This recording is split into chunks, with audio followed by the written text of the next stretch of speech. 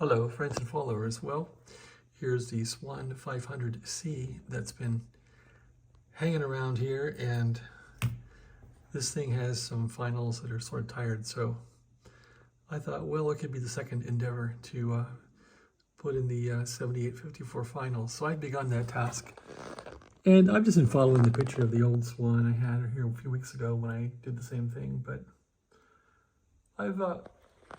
I've changed it up a little bit, not much. The tubes are just exactly where they were. I've been a little more, I would say, brutalist engineering using this really thick 14 gauge wire. And I was able to get the grid wire all the way through here. For the grids, there's 4 grids here, 2 grids, 2 grids. So that goes all the way through, and I'll have to put a capacitor here to feed it. And I've put bypass capacitors on the heaters. So there are bypasses here. This is the 12-volt heater wire going through.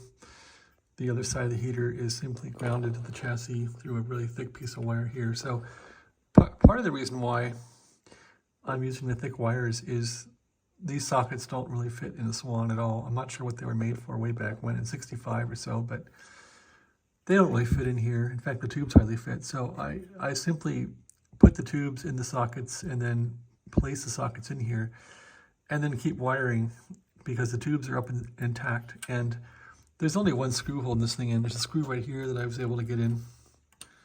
And the rest, nothing lines up. I guess I could drill a hole right there.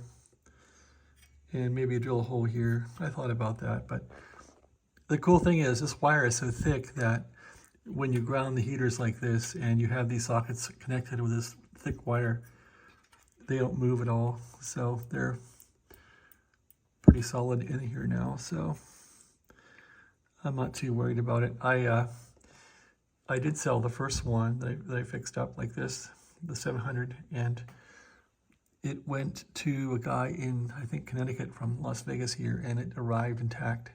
I sent that one by air, and even the power supply by air, so UPS air doesn't beat things up as much. But yeah, to make this happen, this little capacitor was over here. I had to move it and ground it over there.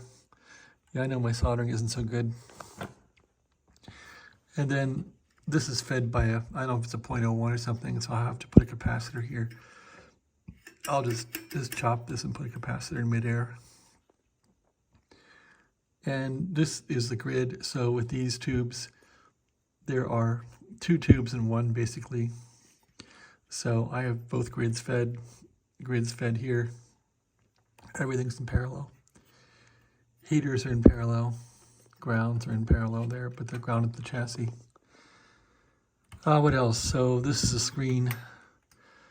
The screen feed here. The screens were fed through a 100 ohm resistor to the I forget what this thing had, 6 something F5 or something. Anyway, I just copied the screens over. They're the same 100 ohm as Drake uses and the even the 700. So copied those over. Of course, whenever you feed screens, you have to put in capacitors to ground the screens because of the RF potential of parasitics. Parasitics will look at these circuits as LC circuits, and it'll oscillate. So when you put these bypass capacitors to ground and have the leads as short as possible to ground, it will hopefully short out the VHF and UHF parasitics to ground, and your tubes won't oscillate.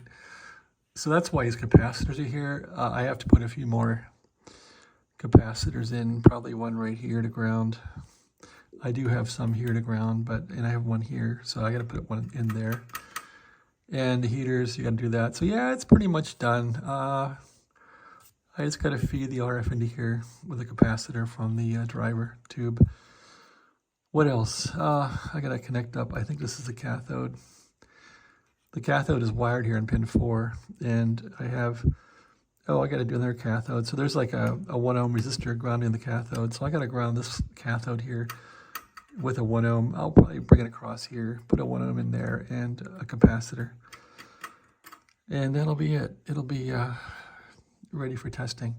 So with this Swan, I don't have a Swan power supply for it.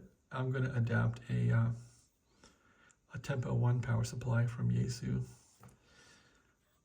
which is old, and I don't even have this connector, so I bought one of these. It's coming in the mail, so I have to wire this up.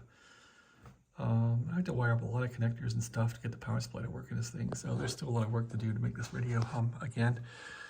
But I figure I will work on what parts I have here at the time.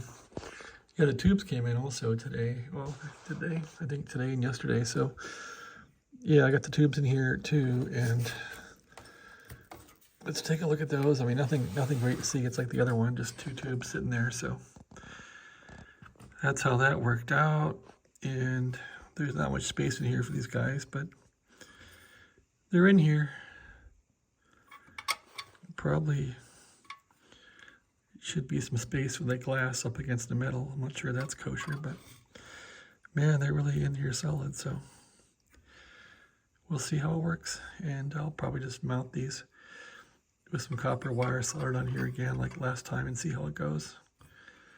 I built parasitics for the last one, but I'll try these normal ones that were in this radio and see how they work. The 700C that I had before was,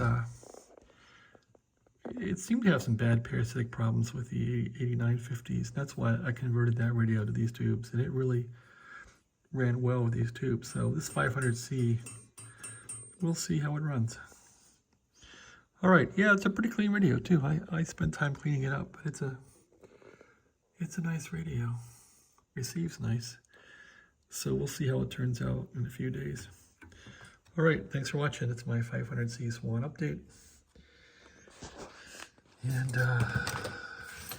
I won't be doing much more radio videos in the future. I'm going to move on to computer science stuff again and start getting into AI. I got to get out of ham radio just because it takes a lot of time and I don't have that much time anymore. So, but I do enjoy this stuff. It's kind of like therapy. Anyway, here's the front of this radio. It's a 500C. It's a nice radio. I should probably keep it, not sell it. You know, I put lots of work in these, and I just get rid of them, which I think because my therapy is fixing them, really. And when people are really happy with them, that makes me happy. But what are you gonna do? All right. Yeah, there's the old one that I sent away. That's how it turned out.